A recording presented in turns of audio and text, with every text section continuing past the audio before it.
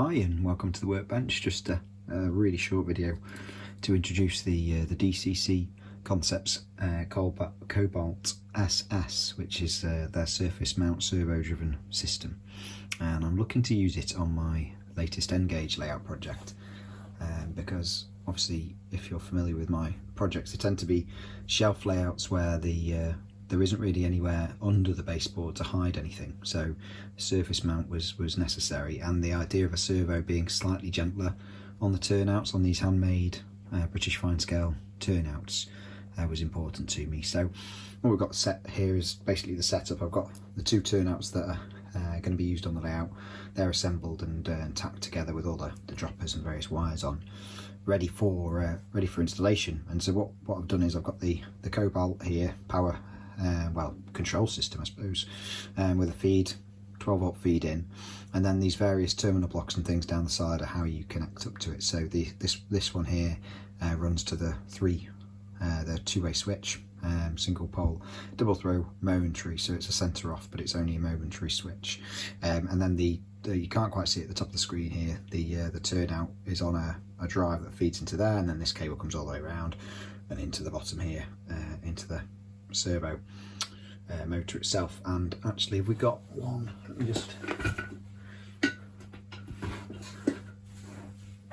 here is, so this is what they look like.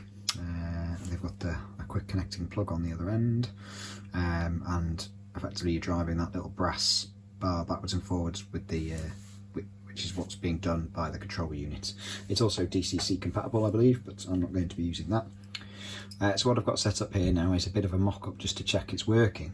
You can adjust the throw of your tie bar on the little control board around here. So I've tinkered around and I've created my own little brass throw bar that plugs into the servo, and then will run in a groove under the layout, and obviously a bit longer than this, and then pops up very discreetly in the middle of the throw bar here. The advantage of this system is that it does everything for me. So I just basically wire my yellow feeds up to the control board, and it does the frog polarity without having to mess around with other systems and things plugged in. So I've been tinkering and I've adjusted it, so hopefully you'll see